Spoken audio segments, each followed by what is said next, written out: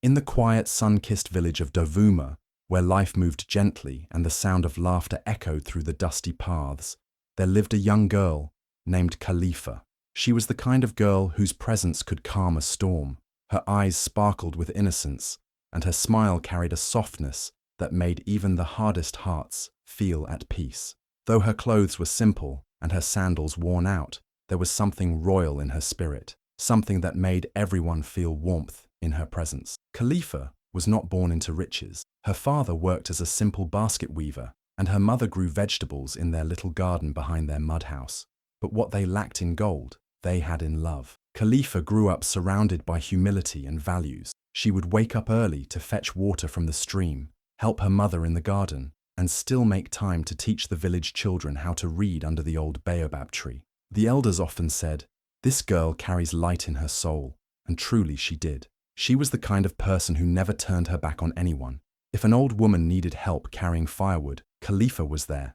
If a child fell and scraped their knee, Khalifa would tear a piece of her own cloth to wrap the wound. Even animals found comfort in her.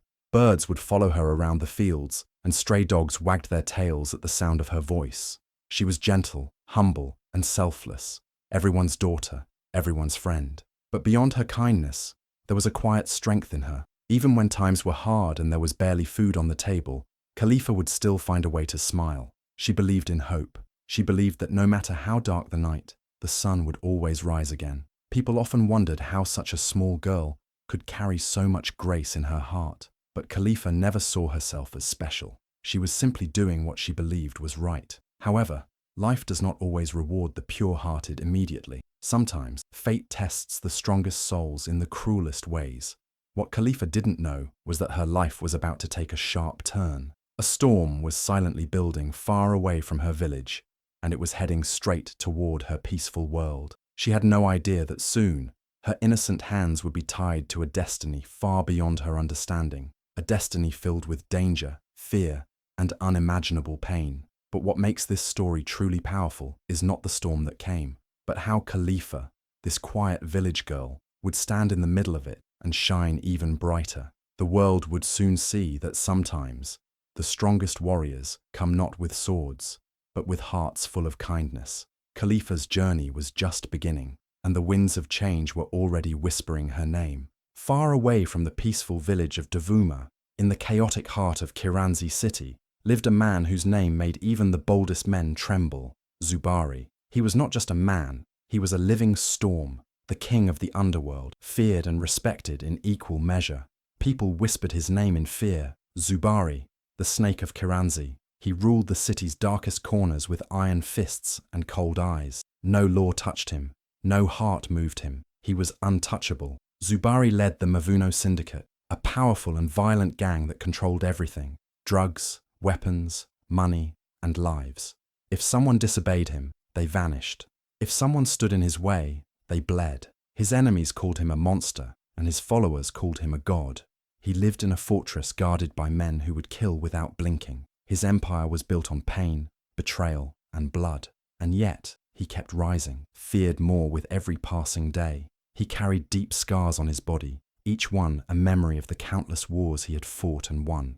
But even more frightening were the scars no one could see, the ones buried deep in his heart. Zubari hadn't always been like this.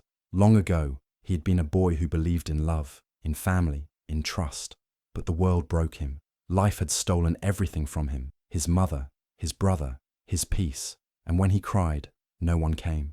When he begged, no one listened. That was the moment Zubari died, and the warlord was born. People feared his guns, but they never understood the pain behind them. His eyes were always cold, not because he had no emotions, but because he had buried them so deep they could never come out again. He taught himself never to care, never to feel, never to trust. Love, he believed, was a weakness, a trap that could destroy even the strongest man. So he turned his heart into stone and his soul into fire. And in that fire, he built his empire. Every night, Kiranzi city lit up with the sound of gunshots and sirens, while Zubari sat in his dark throne room, watching the world burn outside his window. People only saw his cruelty, his violence, his rage, but none saw the lonely man behind the mask. He had no friends, no peace, no softness left in him. His life was a battlefield, and he had made himself the strongest warrior in it. Yet even the strongest warriors have wounds. Even the coldest hearts remember warmth. And though Zubari had locked his pain away, deep inside him, a small part still longed for something different. But he didn't believe he deserved it. Not anymore. Not after all the blood he had spilled. Not after all the lives he had taken. But fate, that strange and unpredictable force, had other plans. Zubari didn't know it yet, but his dark world was about to be shaken. And the storm would not come with bullets or betrayal. It would come with a girl, a gentle flower from a small village, who would change everything he thought he knew about life, love, and himself. Khalifa's peaceful world came crashing down the day her father, Munaki, returned home with eyes full of worry and shoulders heavy with shame. He had borrowed money from a powerful city figure, hoping to buy farming tools and medicine for his sick wife. But fate played a cruel game. He couldn't repay the debt. That man was no ordinary lender. It was Chief Katembo, a ruthless and corrupt politician, whose name sent chills through every honest heart. He was a man whose handshake came with hidden chains, and those who crossed him often vanished without a trace. One morning, a black car pulled into Duma village, a sight so unfamiliar, the children stopped playing. Out stepped the chief's men with cold faces and sharp words. They came not for the money, but for something more valuable. Chief Katembo had made a wicked deal behind closed doors. He offered to wipe Munaki's debt clean, but in return, he demanded Khalifa, your daughter, or your dignity, he said with a smile that dripped poison. Munaki wept. He begged, but the chief's men didn't care for tears. They dragged Khalifa away like she was a prize, not a person. Her cries echoed in the air, but the village could do nothing. Everyone watched helplessly as the flower of Dovuma was taken from her roots. Khalifa's heart shattered, but she didn't allow fear to consume her. Her mother collapsed in grief, and her father's soul broke that day, haunted forever by the choice he was forced to make. Khalifa was taken to the chaos of Karanzi city, a place filled with noise, smoke, and shadows. She had never seen such tall buildings or heard such cruel laughter. She was dressed in an expensive wedding gown, not out of love, but as part of a trade. Her hands trembled as strange women painted her face, but her spirit remained strong. Deep inside, a fire had begun to burn, a quiet flame of courage. Then came the moment she met the man the world feared, Zubari. He stood tall in a black suit, his face unreadable, his eyes cold like winter nights. The ceremony was short, emotionless, like a business transaction. People clapped, but there was no joy. Khalifa looked around and saw no family, no friends, no familiar smiles, only strangers and guns. And yet, she didn't cry. She didn't plead. As they stood side by side, she slowly turned to face him. Her voice was soft but steady as she looked into his cold eyes and whispered, "I am not afraid." That moment, small as it seemed, struck Zubari like thunder. He had expected fear. He had expected trembling and silence.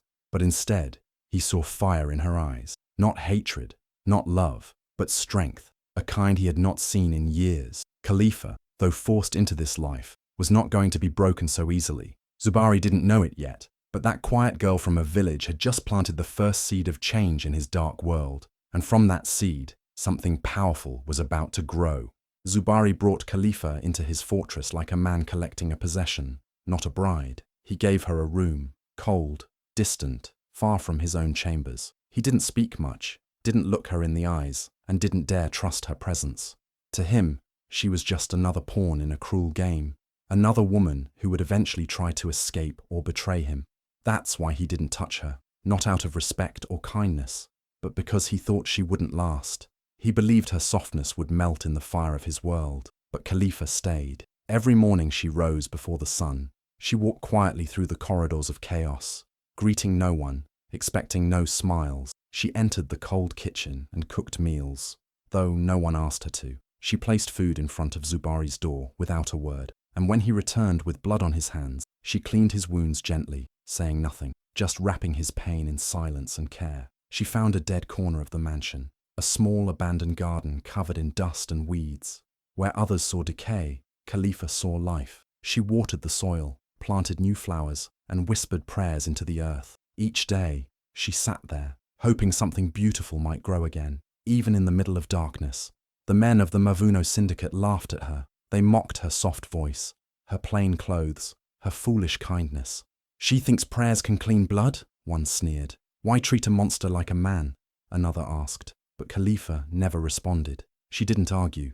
She didn't defend herself. She just kept doing what her heart knew best, showing care no matter the place or the person. She treated Zubari not like a beast, but like a man who had forgotten what it felt like to be human. When he sat alone in his office, she brought him warm tea. When he had nightmares and screamed into the night, she stood silently outside his door, waiting in case he needed someone. She never tried to change him with words, only with presence, only with compassion, and slowly, something inside Zubari began to shift. He started noticing the little things, the scent of herbs from the kitchen, the fresh flowers in the hallway, the softness in her footsteps. For the first time in years, he came home to warmth instead of cold silence. He watched her from afar, trying to understand her. Who was this strange girl who smiled in a place built on fear? Why didn't she run? Why didn't she curse him like the others did? At night, when everyone slept, Zubari would sit in the garden Khalifa had revived. He would look at the blooming flowers and feel something unfamiliar in his chest, a flicker of peace, a memory of life before the blood, before the violence. He didn't know it yet, but Khalifa's silent strength was breaking through his iron walls. She wasn't fighting him with weapons or threats. She was winning him over with love, patience, and quiet resilience. And that was a war Zubari had never prepared for. Zubari had built his world on power, fear, and control.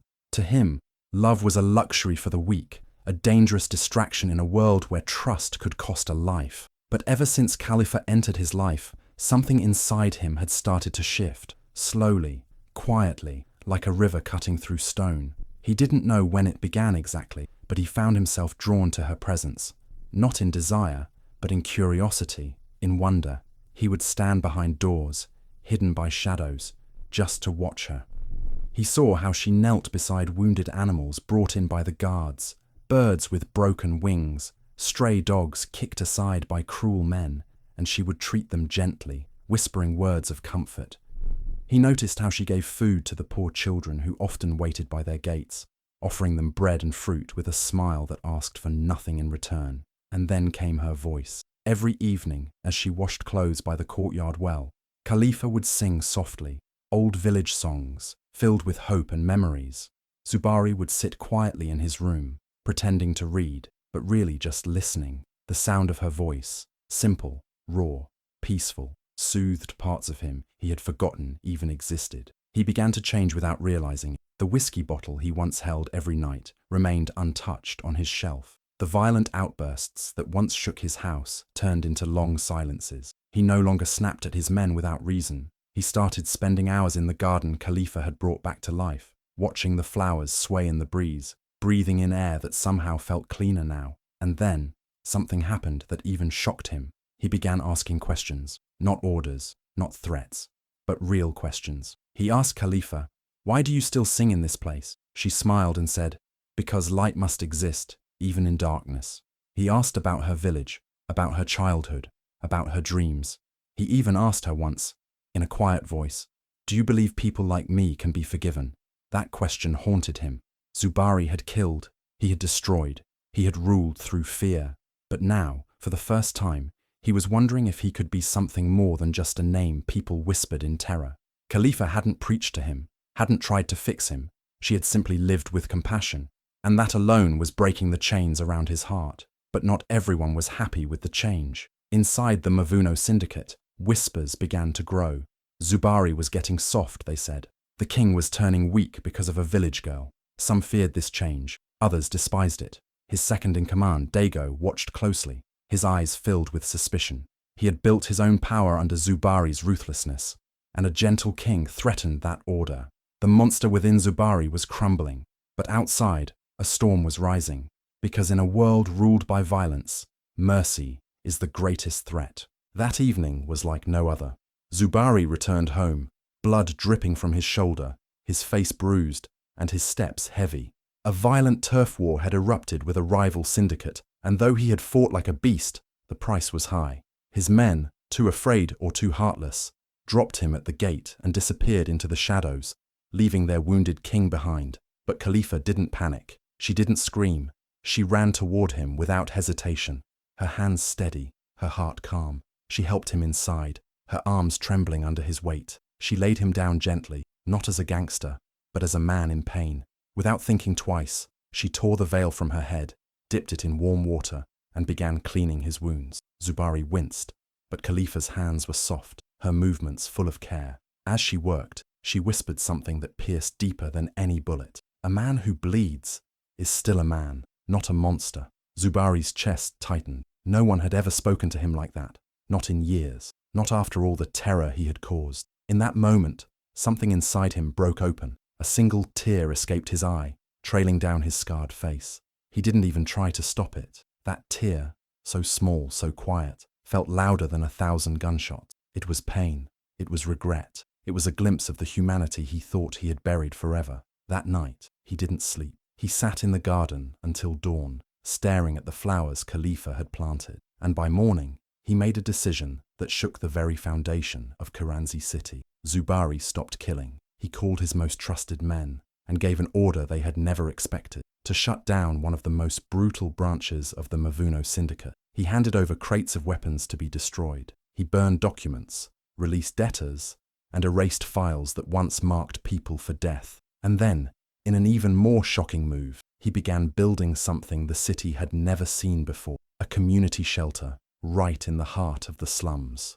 A place for orphans, widows, and the wounded. A safe haven funded by the same money that once fueled destruction. The city buzzed with confusion and disbelief. "The snake has changed," they whispered in markets and alleys. "He walks with children now. He speaks with old women. He thanks his workers." What kind of magic did that village girl do to him? But it wasn't magic. It was kindness. Khalifa never asked for revenge. She never demanded change. She simply offered love where others offered fear. And that love touched something no one else could reach: the untouchable heart of a man lost to violence. Zubari's name was no longer just a shadow of terror. Now people spoke it with surprise, even respect. But while some saw a miracle, others saw a threat. Because kindness may melt the hardest heart, but it also makes enemies of those who thrive in darkness. Change may bring peace, but it also brings enemies. Not everyone was happy with Zubari's transformation. Deep within the ranks of the Mavuno syndicate, whispers of rebellion began to grow. The loudest voice among them was Zubari's own right-hand man, Masoko, a cold, calculating man who had always fed on violence and power. To him, Zubari's new path was betrayal. Mercy was weakness. Compassion was poison. Masoko began moving in the shadows, holding secret meetings, spreading lies to rival gangs. He told them Zubari had gone soft, that the king of the underworld was no longer fit to rule. He promised them blood, power, and the return of fear, if only they helped him bring the monster down. Then came the trap. Zubari was invited to a supposed peace meeting with a former enemy gang leader, someone he hoped to convince to join his path of peace. But it was a setup. As soon as he arrived, bullets rained down on him. He fought back fiercely, but he was outnumbered. Wounded and weak, he collapsed, bleeding in the dirt. The gang thought he was dead and vanished, leaving his body behind. Back home, Khalifa felt something was wrong. She was now carrying new life inside her, Zubari's child, and her heart pounded with fear. Before she could even process her pain, Masoko's men stormed the house, searching for her. They wanted to erase every trace of Zubari's legacy, including her unborn child. But Khalifa, though frightened, did not freeze. She ran, clutching her belly, holding on to hope, and headed straight to the one place she knew might save her, the shelter Zubari had built with his own hands. Word spread like wildfire. Khalifa was in danger, and something remarkable happened. The same streets that once trembled at Zubari's name rose to protect the woman he loved, the orphans he had fed, the widows he had sheltered, the jobless men he had empowered. All came forward. They stood at the gates of the shelter with sticks, stones, farming tools, anything they could find. They formed a human shield around Khalifa, refusing to let the killers through. "Touch her, and you touch all of us," one old woman shouted. Masoko's men tried to force their way in, but they weren't just fighting people now. They were fighting love, loyalty, and redemption. And that kind of power couldn't be beaten with guns.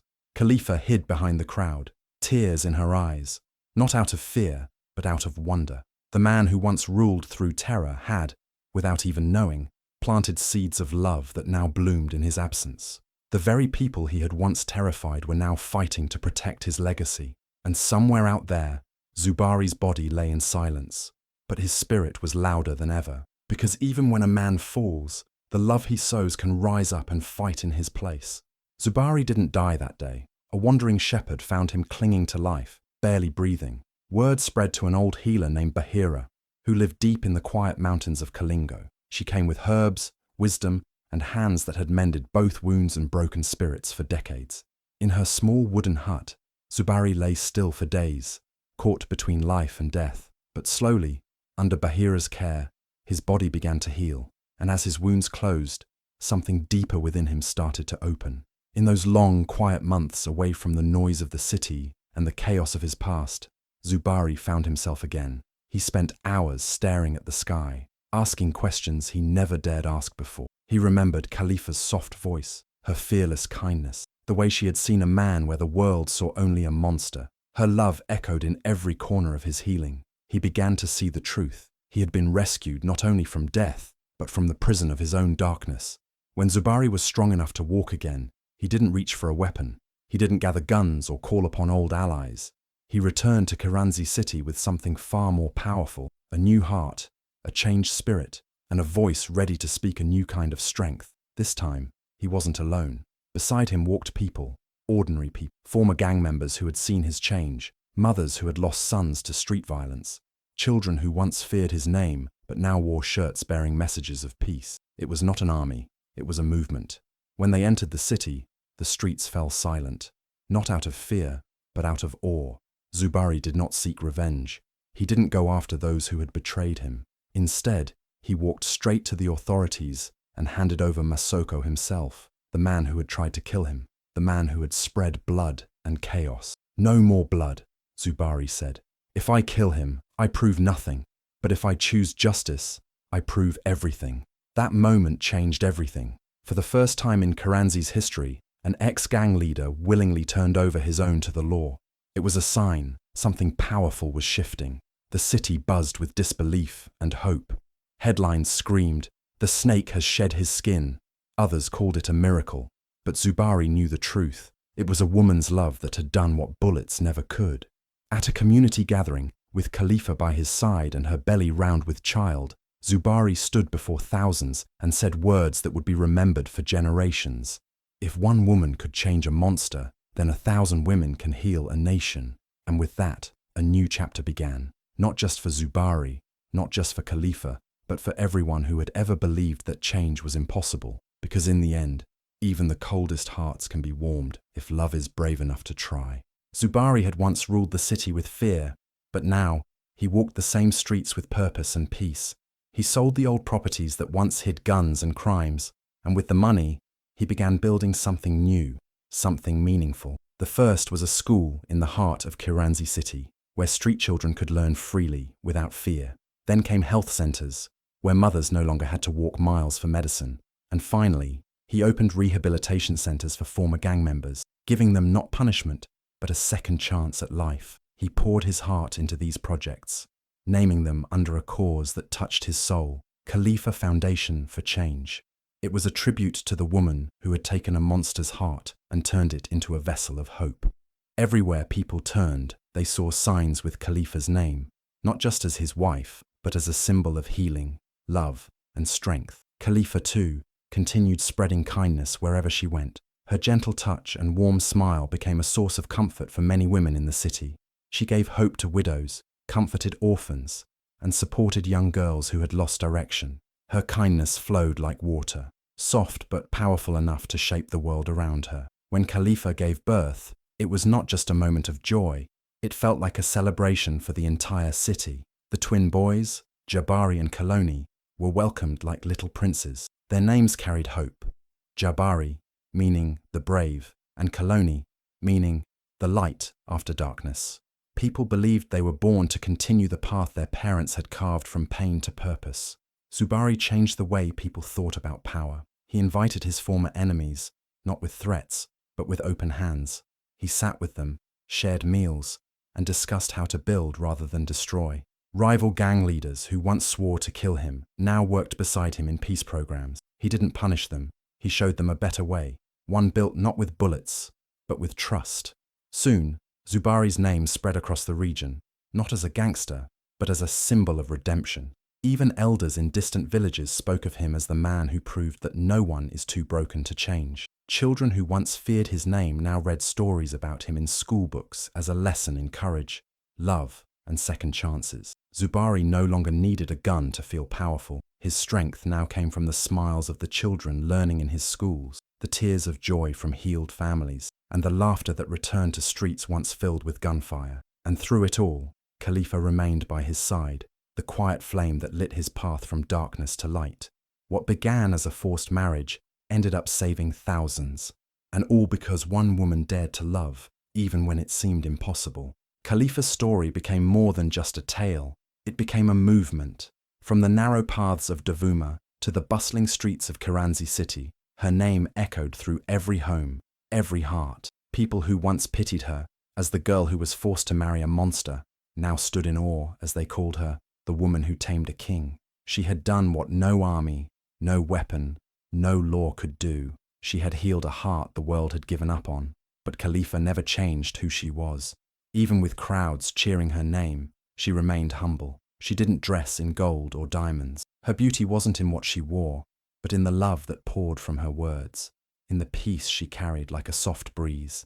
She didn't walk with pride. She walked with purpose. She began visiting villages, not as a celebrity, but as a sister, a healer, a friend. Women came to her crying, broken by abuse and pain, but left standing tall with hope in their hearts.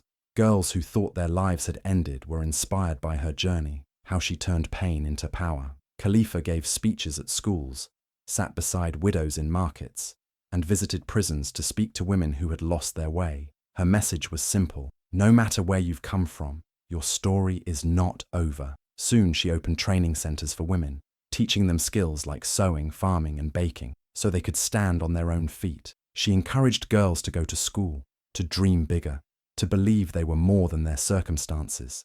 She didn't just speak about change, she created it. Everywhere she went, people gathered not just to see her, but to feel her warmth. Even children would run up just to touch her hand, hoping to carry a little piece of her goodness with them. They didn't see her as a queen in a palace. They saw her as a queen of the people, a mother of hope. Zubari often watched her from a distance, a smile in his eyes. The man who once ruled through fear now ruled with compassion, and it was all because of the woman who taught him how to love. He often said, "Khalifa didn't change me with force.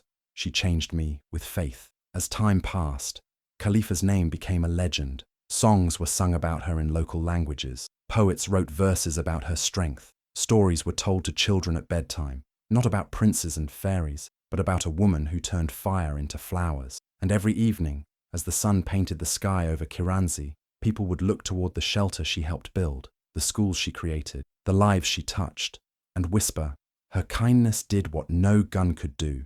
Because in the end, it wasn't riches or fame or power that crowned Khalifa. It was love, pure, selfless, healing love, the kind that never shouts, but speaks straight to the soul. And her story left a message for generations to come. Even the coldest heart can melt in the warmth of kindness. True love isn't about perfect people, it's about healing broken ones.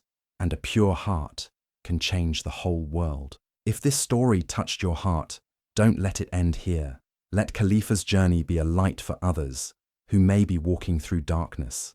There are so many people out there who need to believe that kindness still has power, that love can still heal, that even the hardest hearts can change. You can be part of that change just by sharing this story. If you believe in the strength of compassion, if you believe that true love is not about perfection, but about healing broken souls, then let others hear this too.